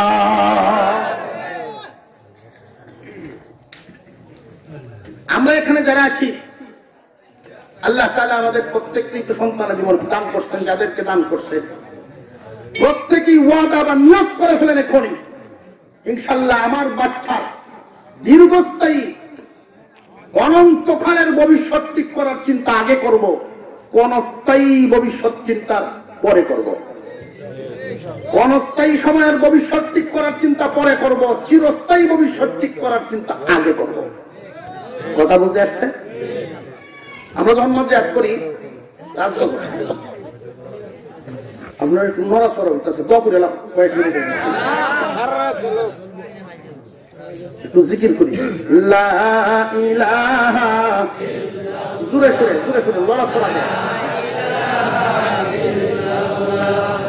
লা ইলাহা ইল্লাল্লাহ। ইল্লাল্লাহ লা ইলাহা ইল্লাল্লাহ লা ইলাহা ইল্লাল্লাহ লা ইলাহা ইল্লাল্লাহ বহু দূর ওই মদিনা কেমনে যাব জানি না বহু দূর ওই মদিনা কেমনে যাব জানি না দয়া কর দয়াল আল্লাহ দয়া কর দয়াল আল্লাহ পুরাও মনের বাসনা লা ইলাহা ইল্লাল্লাহ লা ইলাহা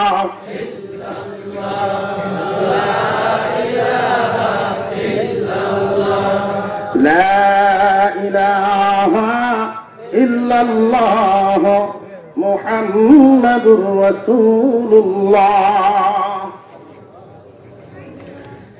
প্রত্যেকের ছেলে মেয়েকে যদি আমরা এই প্রাইমারি লেভেল পর্যন্ত পড়াইতে পারি, নুরানি বিভাগ 30 পারা কোরআন সহি শুদ্ধভাবে পড়া শিখা হয়ে যায়। আপনার ছেলে যদি ইঞ্জিনিয়ার হয়, আপনার সক্রাতের সময় মুমূর্ষু অবস্থায় আল্লাহর কালাম আপনার পাশে বসে তিলাওয়াত করতে পারবে। আর যদি এটা আপনার পড়াশোনা করানো না থাকে, অনেকে আমরা ধারণা করি যে হুজুর আগে শিখাইব না, আগে ইঞ্জিনিয়ার হোক পরে কোরআন শিখবো। এটা কিন্তু ভাই সম্ভব হবে না, কারোর পক্ষেই সম্ভব হয় না। হাজারের মধ্যে 2-1 জন, হাজারেও না, আমরা পরীক্ষা করে দেখেছি লাখে 2-1 জন পাওয়া যায় এমন বড় হয়ে সহি শুদ্ধ শিক্ষা অর্জন করেছেন লাখে 2-1 জন। জান্নাতে কি লাখে 2-1 জন মুমিন গেলে চলবে না সবাই যাওয়া দরকার? এই জন্য সহজ পন্থা হলো কাঁচা থাকতে নানুয়ালে বাঁশ, পাতলে করে টাসটা। আপনার বাচ্চাটা ছোট আছে, এই বাচ্চাকে যদি এখনই আপনি নুরানি শিক্ষায় শিক্ষিত করে ফেলেন, এরপরে স্কুলে দেন, মেট্রিক পাস করুক, আইএ পাস করুক, নামাজ যদি সে না পড়ে আপনি কিন্তু আসামি হবেন না। আর যদি শিক্ষাই না জানে যে নামাজ কেন ফরজ না, যে জানি না, আপনি আপনার দায়িত্বটুকু মাথার থেকে নামায় নেন, আগে তারে শিখায় দেন, তার হালতে ছেড়ে দেন। দুনিয়ার জমিনের এরপরে দুনিয়াতে চলতে ফিরতে তার তো আর কোনো সমস্যা হবে না। জেনে রাখবেন বেশিরভাগ মানুষ নামাজ পড়ে না, না জানার কারণে। আর একটু জোরে কর, বেশিরভাগ মানুষই নামাজ পড়ে না, মসজিদে যায় না, কিছু না জানার কারণে, সহি শুদ্ধ কিচ্ছু জানি না। মনের ভিতরে তখন খুব আঘাত লাগে, মা বাবায় খাওয়াইছে ঠিক, কাপড় চোপড় দিছে ঠিক, কিন্তু ধর্মীয় শিক্ষা দেয় নাই, মসজিদে যাওয়া শিখায় না। একজন মুমিনের জন্য সবচাইতে নিরাপদ আশ্রয়ের আসল ঠিকানা হল আল্লাহর ঘর। মুমিন চিন্তা ভাবনা করেন, পৃথিবীর জমিনে সর্বপ্রথম যেই ঘরটা আল্লাহ পাক বানাইছেন, ঘরটার নাম হলো কাবাঘর। এই কাবাঘর আল্লাহ পাক আগে বানাইছেন, খানে কাবার ঘর আগে বানাইছেন, এরপরে মানুষের বসবাসের ঘর। বসবাসের ঘর আগে হইছে না ইবাদতের ঘর আগে হইছে? এতে বোঝা গেল ভাই ইবাদতের চিন্তা আগে করেন, দুনিয়ার বসবাসের চিন্তা পরে করে। সন্তানকে যদি আপনি দ্বীনি শিক্ষা প্রাইমারি লেভেল পর্যন্ত দিয়া দেন, বড় আলেম বানানো জরুরি নয়।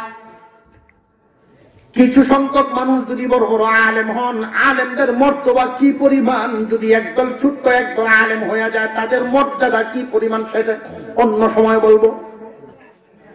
কিন্তু প্রাইমারি লেভেল পর্যন্ত যদি আপনি প্রাথমিক শিক্ষাটা দিয়া দেন, ঠকবেন না। সন্তান কিন্তু দুনিয়াতে আসার আগেই রিজিকের ফয়সালা আল্লাহ করছেন না করছেন না? আর একটু জোরে কর। অনেকের চিন্তা ভাবনা এরকম, মাদ্রাসা দেন বাচ্চাটার, মাদ্রাসা রুলা ল্যাংরা ছাড়া আমাদের একটু যায় না। মাদ্রাসা টান মারে, ওরা টান মারলে কি হয়? গত সপ্তাহের কথা, একজন লোক উনি আমার কাছে সরাসরি বলছেন, গাজীপুর কালীগঞ্জে ওনার সাথে দেখা, উনি কয়েকটা বৃদ্ধাশ্রম সফর করছেন বড় বড় অফিসারদের সাথে। বৃদ্ধাশ্রম গুলো সফর করে উনি যে অভিজ্ঞতাটা অর্জন করেছেন, হাজার হাজার বৃদ্ধাশ্রমে আশ্রয়কারীদের সামনে উনি জিজ্ঞাসা করেছেন, আপনাদের মধ্যে কি কেউ এমন আছেন কোন আলেমের বাবা মা? কেউ হাত তুলে নেই। আছেননি কেউ কোরআনের হাফিজের মা বাবা বাবা মা? কেউ হাত তুলে নেই। এইভাবে বলতে বলতে বলছেন সহি শুদ্ধ ভাবে কোরআন শরীফ শিখাইছিলেন, শুধু কোরআন শিক্ষাটা দিয়েছিলেন, দেখে দেখে সহি শুদ্ধ পড়তে পারে। এই নূরটুকু ভিতরে ঢুকছে এমন কোন সন্তানের বাবা মা আছেন? নেই। আছে কারা? এই সমস্ত কথা বললে মাদ্রাসা পড়ে তা নাক ছিটকাইতো আর হাই সোসাইটির স্বপ্ন দেখত, বসবাস করে জাতিয়া স্বপ্ন দেখে আমেরিকা। কথা বুঝে আসতেছে? হইছে মেয়ে পরায় জিন্সের প্যান্ট, ইহুদি এবং খ্রিস্টানদের সাথে পাল্লা দিয়া দুনিয়াদারি করার চিন্তা ভাবনা যারা করে, এদের মতো বেশিরভাগ মানুষের এই শেষ ঠিকানা বৃদ্ধাশ্রম হয় না। কোরআনের আলো যার ভিতরে ঢুকে, ওই মানুষটা কোনোদিন মা বাবার সাথে এমন আচরণ করবে না, কারণ তার ভিতরে কোরআনের নূর আছে, আল্লাহর ভয় আছে। বৃদ্ধাশ্রম মুসলমানদের ঠিকানা নয়। মুসলমানের ঠিকানা শেষ বয়সে সন্তানের বুকে থাকবে, আর সন্তানের ঠিকানা মা বাবার শেষ বয়সে মাতা পিতার পায়ের কাছে সন্তান পড়ে থাকবে। মুসলমান ইসলাম ধর্ম এটাই শিখায়। তোমার সন্তানকে যদি এতটুকু শিক্ষা অর্জন না দাও, এটা তুমি থাকবা ভাই। মুসলমান ইমানদার ভাইয়েরা, আমার সন্তানকে যদি আপনি এতটুকু শিক্ষা দিতে পারেন, সামান্য এতটুকু শিক্ষা, যে কোনো লাইনে নিয়ে যান, অসুবিধা নাই। আপনার ছেলে যখন আপনার মুমূর্ষ অবস্থার সাকরাতের সময় আপনার পাশে এসে বসে আল্লাহর কালাম তিলাওয়াত করবেন, বিসমিল্লাহির রহমানির রহিম,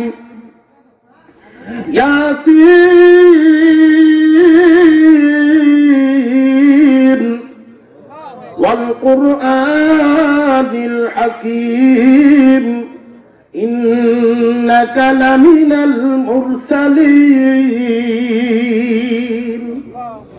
আল্লাহর কালাম সূরা ইয়াসিন যখন তিলাওয়াত করে দিবে, মাদ্রাসায় পড়ার সময় হুজুরগণ এটা শোনায় দেন। সূরা ইয়াসিনের ফজিলত বাংলায় পাওয়া যায়, সূরা ইয়াসিনের ফজিলত বাংলায় পড়া যায়, কিন্তু সূরা ইয়াসিন তো সহি শুদ্ধভাবে বাংলায় পড়া যায় না। সূরা ইয়াসিন যদি শিখতে হয়, সহি শুদ্ধভাবে শিক্ষা যদি করতে হয়, সূরা ইয়াসিনের শিক্ষা যদি সহি শুদ্ধভাবে গ্রহণ করতে হয়, নুরানি লেভেল ছাড়া কোনো সুযোগ নাই। সূরা ইয়াসিন সহি শুদ্ধভাবে যদি মুমূর্ষ ব্যক্তির সামনে পড়া শুরু হয়ে যায়, অবস্থাটা কেমন হয়? কিতাবের মধ্যে আছে, একজন মানুষের ইন্তেকালের আগ মুহূর্তে যখন ফেরেশতারা জান কবজ করার জন্য আসেন, জান্নাতি বলেন জাহান্নামী বলেন, লোকটা যদি জান্নাতি হয়, আজরাইল আলাইহিস সালামের সাথে জান্নাতি 500 ফেরেশতা আসেন। আর একটু জোরে কর, লোকটা যদি জাহান্নামী হয়, আজরাইল আলাইহিস সালামের বাম দিকে জাহান্নামী 500 ফেরেশতা দেওয়া হয়। লোকটার জান টেনে টেনে বাহির করার জন্য 500 ফেরেশতা একসাথে চাপ দিয়া ধরে। মুমূর্ষ ব্যক্তি আর নড়াচড়া করার সুযোগ নাই, চিৎকার দিয়া বলতে থাকে, ফেরেশতারা রে আমার ছেড়ে দাও, প্রয়োজনে আমার সহায় সম্পত্তি, বাড়ি ঘর পদ পদবি যা আছে সব তোমরা নিয়ে নাও, তবু আমারে আসান করে দাও। ফেরেশতারা ছাড়ে না, ফেরেশতারা ছাড়বে না। ইয়ার পরে বলা হয় যে আমাকে ছেড়ে দাও, আমার আত্মীয় স্বজন সবাই রেলে দাও। এরপরে ফেরেশতারা চলে না। এইভাবে বলতে বলতে মুমূর্ষ ব্যক্তি সকরাতের সময় বলতে থাকে, ফেরেশতারা রে, তাম পৃথিবীর সব মানুষ লয়ে যাও, তো আমারে ছেড়ে দাও। যন্ত্রণায় বলতে এত চাপ তার উপরে প্রয়োগ করা হয়। ওই সময় যদি আপনার নুরানিতে পড়নেওয়ালা এই বাচ্চাটা এখন ডাক্তার হোক, ইঞ্জিনিয়ার হোক, কৃষক হোক, দিনমজুর হোক, কিন্তু আপনি কষ্ট করে প্রতিদিন সকালবেলায় কুয়াশার মধ্যে কষ্ট করে নুরানিতে নিয়ে আসতেন, 3টা বছর যে কষ্ট করে বাচ্চাটাকে পড়াইছিলেন ছোটবেলায়, এই বাচ্চা সহিহ শুদ্ধ কোরআন জানার কারণে যদি আপনার সামনে বসে আউযু বিল্লাহি বিসমিল্লাহ বলে যখন ইয়াসিন ওয়াল কুরআনিল হাকীম এভাবে টান দিবে, আল্লাহ পাক রব্বুল আলামিন তখন বলেন, হে ফেরেশতা, আমার কালামের আওয়াজ কি তোমার কানে পৌঁছে নাই? আমার কালামের আওয়াজ কি তোমার কানে পৌঁছে নাই? আমার কালামের আওয়াজ পৌঁছার পরেও কেন চাপ বাড়ায় দিয়েছ? চাপটা হালকা করে দাও। যদি আবার চাপ হালকা না করো, আমার কালামের ইজ্জত রক্ষা হবে না। সন্তানকে নুরানিতে পড়াইলে এই সন্তান জানাজার নামাজ শিখে ফেলে। প্রদর্শনী দেখায়নি না? দেখায় না? সন্তান যদি মা বাবার জানাজার নামাজ পড়ায় দেয়, আর এমন যোগ্য যদি বানাতে পারেন, এই সন্তান কোরআন শিখার কারণে, এতটুকু জ্ঞান অর্জন করার কারণে আপনি হবেন অনেক উপকারী। সন্তান যখন মা বাবার লাশ সামনে নিয়ে জানাজার নামাজ পড়ার জন্য তৈরি হয়ে যায়, আল্লাহু আকবার বলে যখন ডাক দেয়, ফেরেশতারা তাকায় তাকায় দেখতে থাকে যে ইমামের চোখ দিয়ে গড় গড় করে পানি পড়ে। মা বাবার লাশ সামনে নিয়ে যদি জানাজার নামাজ পড়ে, এমন কোন নিষ্ঠুর সন্তান নাই যে কাঁদবে না। চোখের সামনে ভেসে উঠে, আমাকে মানুষ করার জন্য আমার আম্মা কত কষ্ট করেছেন, আমার আব্বা কত কষ্ট। এই মাদ্রাসায় আসার সময় অনেক ছাত্র গার্জিয়ান দেখবেন ছেলেটারে হাতে ধরে ধরে নিয়ে আসে, আর ব্যাগটা গাঠিটা নিজের মাথায় দিয়ে রাখে। ছেলে বড় আলেম হতে পারুক আর না পারুক, মা বাবার দিলের ভিতরে এমন তামান্না, এমন আশা থাকে, হুজুর আমার ছেলেটা যেন আমার জানাজার নামাজটা পড়ায় দিতে পারে। যখন জানাজার নামাজ শুরু হয়ে যায়, আর এই কথাগুলো যখন তার স্মরণ হয়ে যায়, চোখ দিয়ে পানি আর ধরে রাখতে পারে না। অনেক সময় সন্তানকে মানুষ করার জন্য যখন ঢাকার গাড়িতে, চিটাগাঙ্গের গাড়িতে উঠায় দেয়, বাসে উঠায় দেয়, বাবায় গাড়িটা মাথায় করে নিয়ে স্টেশন পর্যন্ত পৌঁছায় দেয়, গাড়িতে উঠায় দিয়ে বাবা দাঁড়ায় থাকে, অসহায়ের মতো দাঁড়ায় রয়েছেন। ছেলে বলে, আব্বা বাড়িতে চলে যাও। না রে বাবা, গাড়িটা ছাড়ো, কের ঘরে যাবো। গাড়ি যতক্ষণ দেখা যায় বাবাও ততক্ষণ ছায়া থাকে। ছেলে বাড়িতে আসা নাকি সংবাদ পান, বাবা গাঠি আনার জন্য গিয়া সামনে দাঁড়ায় থাকে। আশা হলো একটাই, আমার সন্তান সুশিক্ষিত হবে, মানুষের মতো মানুষ হবে। আমি দুনিয়ার থেকে বিদায় হয়ে গেলে নিজ হাতে আমারে ধোয়াইয়া দাফন কাফনের ব্যবস্থা, জানাজা নিজে পড়াইয়া আমারে কবরে দিবে। আল্লাহ পাক সন্তানের জানাজার নসিব যদি কাউকে করে দেন, অবস্থাটা এমন হয়ে যায়, সন্তানের চোখ দিয়ে যদি পানি পড়তে থাকে, মহান আল্লাহ ডাক দেন, ফেরেশতারা ইমাম কেন কান্দে? ফেরেশতারা তখন বলে, আল্লাহ রক্তের সম্পর্ক, এই জন্য কান্দে। তার মনে হয়ে গেছে কোরআন শিক্ষা দেওয়ার জন্য এই মুদ্রা তার মা বাবা, এই মুদ্রা কি পরিমাণ কষ্ট করেছে এই ইমামের মনে হয়ে গেছে। আল্লাহ পাক রব্বুল আলামিন তখন বলেন, ফেরেশতারা আমার কালাম শিক্ষা দেওয়ার জন্য এই মুর্দার যদি অবদান থাকে, মুর্দার যদি চেষ্টা তাকিয়া থাকে, তাহলে তো আমি এমন মানুষকে কষ্ট দিতে পারি না। তোমরা সাক্ষী থাকো, তার জিন্দিগির 80 বছরের গুনাহ আমি মাফ করে দিলাম। লাভ আছে না নাই? কিয়ামতের দিন হাসরের মাঠে যে সমস্ত লোকেরা ছোট্ট একটা দলের কথা বললাম, দুনিয়ার লুভ লালসা ত্যাগ দিয়ে যারা আলেম বানায় ফেলবে, আলেমুল আমাদের একটা মর্যাদা হবে। এই দুনিয়াতেও আলেমদের মর্যাদা আছে, আখিরাতেও আলেমদের মর্যাদা থাকবে। মুসলমান ভাইয়েরা আমার, হাসরের মাঠে আল্লাহ পাক আল্লাহর কালাম কোরআনকে জিজ্ঞাসা করবে। কোরআন তখন নিজে নিজেই কথা বলতে থাকবে। আরেকটু জুড়ে কোন না সুবহানাল্লাহ। হাদিসের মধ্যে আছে আল্লাহর কোরআন সুপারিশ করবে, যাদের পক্ষে কোরআন সুপারিশ করবে আল্লাহ তাদেরকে মাফ করে দেবে। আল্লাহ জিজ্ঞাসা করবেন আল্লাহর কালামকে যে তোমার হেফাজত কি পরিমাণ করছে, কে কে করছে। আল্লাহর কালামের হেফাজত হয় সহি শুদ্ধ করে শিখা তিলাওয়াতের মাধ্যমে। আল্লাহর কালামের হেফাজত হয় কোরআনুল কারীম মুখস্থ করে দিলের ভিতরে রাখার মাধ্যমে। আল্লাহর কালাম দিয়ে শুধু পৃথিবীর লাইব্রেরি গুলো ভরা হলো, কেউ শিখলও না, কেউ মুখস্থও করলো না, হেফাজত হবে না। কাগজে লিখার মাধ্যমে হেফাজত হয় না। সুন্দর করে সহিশুদ্ধ ভাবে পড়তে জানতে হবে, মুখস্থ করতে জানতে হবে। একদল মানুষ কোরআনের হাফেজ, কোরআনকে হিফজ করে মুখস্থ করে কোরআনের হেফাজত করেছে।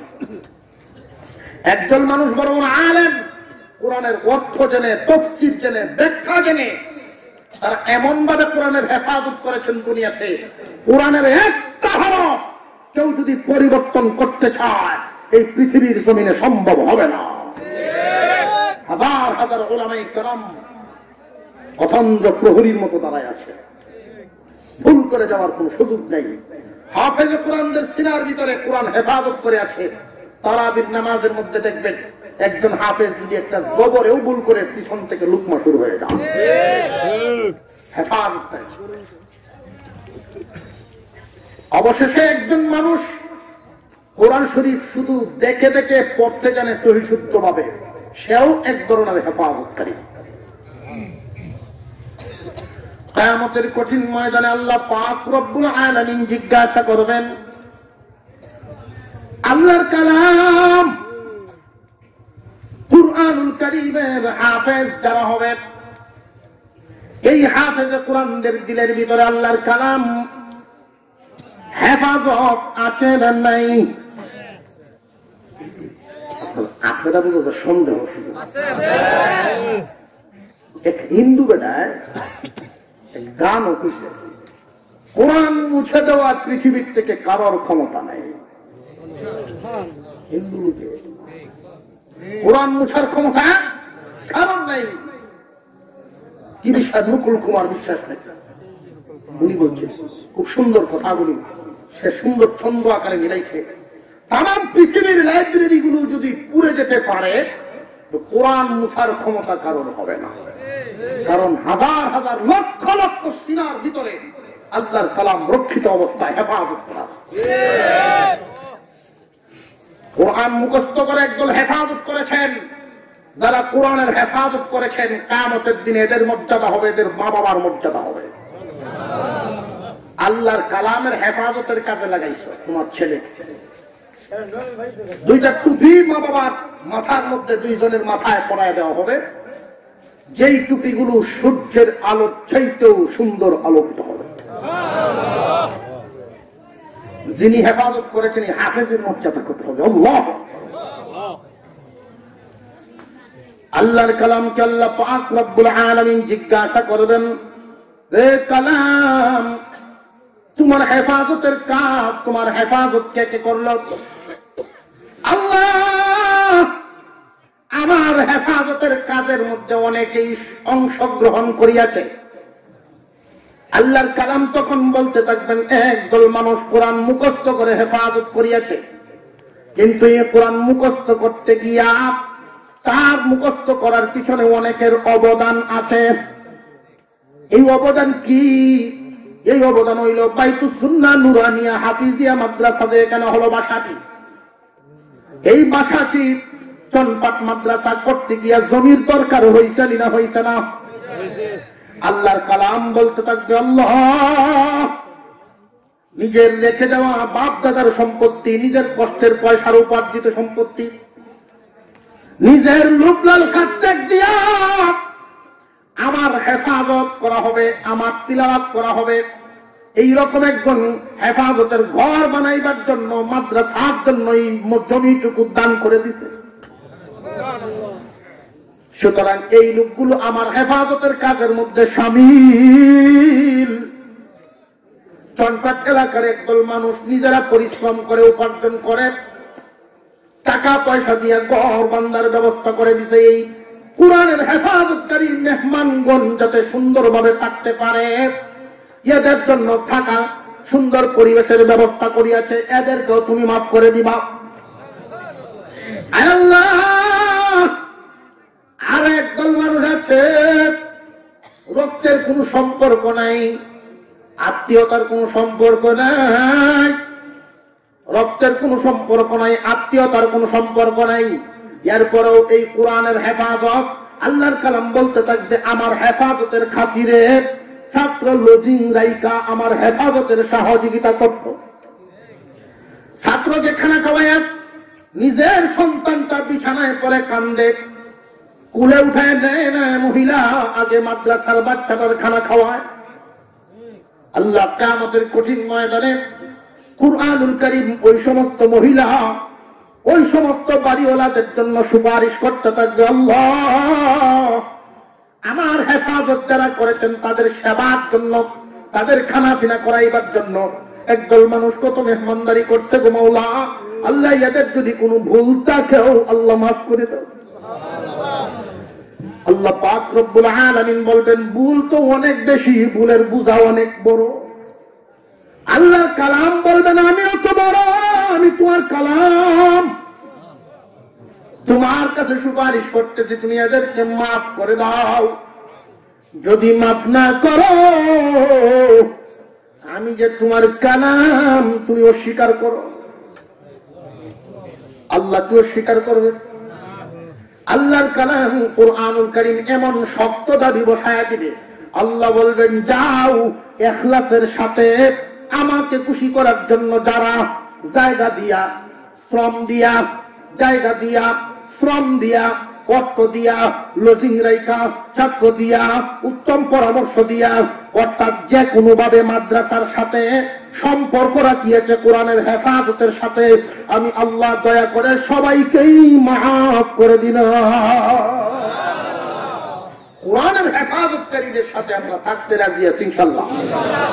কারা কারা রাজি?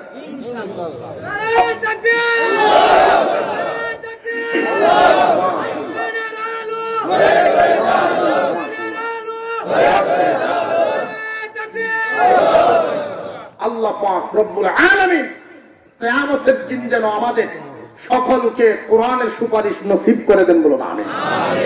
আরো জোরে বলেন আমিন। 5 মিনিট সময় পরে ইনশাআল্লাহ তাআলা দোয়া করব। দোয়ার আগে আমাদের অনেকেরই মা নাই, বাবা নাই, দাদা নাই, দাদি নেই, তাদের রেখে যাওয়া সহায় সম্পত্তির উপরে আমরা দুনিয়াদারি করতেছি, আছে না নাই? যাদের রেখে যাওয়া সহায় সম্পত্তি দিয়ে আমরা দুনিয়াতে বাহাদুরি করতেছি, চলতেছি, অসহায় হয়ে কবরে শুয়ে শুয়ে তারা তাকায় আছে। যদি ওনারা জিন্দা থাকতেন তাহলে মাহফিলে হাজির হয়ে যেত। রুহুগুলো তাকায় থাকে, কষ্ট তো করছিলাম, নিয়ে যাইতে পারি নাই বাড়ি, সব কিছু রেখে গেলাম। বসবাস করি আমরা, বসবাস করে দুনিয়াদারি। এই ওই মুর্দে গানের নিয়তে কেউ দাদার নামে, কেউ দাদির নামে, কেউ বাবার নামে, কেউ মার নামে 5টা মিনিট সময় আমার সাথে দিবেন। কুরআনুল কারীম কয় পারা? আরো জোরে কর, 30 পারা পড়া। সর্বপ্রথম আমি একজন মানুষ দেখতে চাই, নগদ উনি কিছু যদি দেন আমি ঘোষণা করব যে মার নামে বাবার নামে আল্লাহর কোরআনের সুপারিশ পাওয়ার আশায় কিয়ামতের দিন কোরআনের মাদ্রাসায় কোরআনের হেফাজতের কাজে একটু শামিল হইলাম। কাজ চলতেছে উন্নয়নমূলক কাজ, এখানে লেখালেখির কোনো কাম নাই, কারণ লেখালেখি করলে পরে এমন ব্যস্ত লাগে। বয়ান দিচ্ছি মসজিদও দেখা ইনশাল্লাহ 1 লাখ তুই খুশি পাবারি বাবা, ওর তো কমলে কি আছে 1 লাখ লেখছেন 3 মাস ধরে দেয় ইমাম সাহেব কয় হুজুর আমনে লই নাকি তারে জিগানি হলো বাচ্চা হালত দেন না খুব হুজুর ওই সময় যেমন লাগছে না পরে ওনার এরকম লাগে না উঠে গেলে গালে হায়াত হয়ে উঠে গেল ঘুষের সুরে আপনিও ঋণী হইলেন এরাও ফেরে খালি এই জন্য বলি মা বাবার নিয়তে দাদা দাদের নিয়তে 500,000 টাকা আমার হাতে নগদ দিবেন মাদ্রাসার কাজে লাগাবো ইনশাল্লাহ আছেননি কেউ মাশাআল্লাহ মাদ্রাসার একটা ছাত্র তালেবে ইলম তো তালেবে ইলমের হাত দ্বারা বরকতের কাজ শুরু হয়েছে ছোট দিয়ে শুরু হইলে আল্লাহ তাআলা বড় করে দেন বলেন আলহামদুলিল্লাহ মাদ্রাসার ছাত্র আল্লাহ যেন বড় আলেম হিসেবে তারা কবুল করেন বলুন আমিন দিনদার পরহেজগার হিসেবে কবুল করেন বলুন আমিন নগদ 200 টাকা দিয়ে গেছে আল্লাহ তার নেক নিয়ত যেন আল্লাহ পূরণ করেন বলুন আমিন আস্তাগফিরুল্লাহ ইন্নাল্লাহা গফুরুর রহিম লা হাওলা ওয়ালা কুওয়াতা ইল্লা বিল্লাহিল আলিয়্যিল আযীম আস্তাগফিরুল্লাহ ইন্নাল্লাহা গফুরুর রহিম লা হাওলা ওয়ালা কুওয়াতা ইল্লা বিল্লাহিল আলিয়্যিল আযীম اللهم صل على سيدنا ومولانا محمد وعلى آله وأصحابه وسلم اللهم صل على سيدنا مولانا محمد وعلى آله وأصحابه وسلم الحمد لله الحمد لله رب العالمين والصلاة والسلام على رسوله الكريم وعلى آله وأصحابه أجمعين ربنا ظلمنا أنفسنا وإن لم تغفر لنا وترحمنا لنكونن من الخاسرين শয়তানের ধোঁকায় করে বড় অন্যায় করে ফেলেছি নিজে নিজের উপরে বড় জুলুম করে ফেলেছি মওলা চক্ষু বন্ধ করলে সব ভুল নিজের চোখের সামনে ভেসে উঠে গো মওলা আল্লাহ গভীর রজনীতে একদল বান্দা তোমার শাহী দরবারে ভিক্ষুকের মতো হাত বাড়ায়া দিলাম আল্লাহ মেহেরবানি করে জিন্দেগীর সমস্ত গুনাহগুলো তুমি মাফ করে দাও তুমি যদি আমাদের জিন্দেগীর গুনাহ মাফ না করো গো যদি তাড়ায় দাও ঘুরে ফিরে আবার তোমার দুয়ারে গিয়ে দাঁড়াবো আল্লাহ এই কপাল ঠেকাই তো তোমার কুদরতি পায়ে ঠেকাই তোমার দুয়ার ছাড়া আমাদের যাওয়ার কোনো জায়গা নাই আল্লাহ মেহেরবানি করে আমাদের জিন্দেগীর সমস্ত গুনাহগুলো মাফ করে দাও রব্বুল আলামিন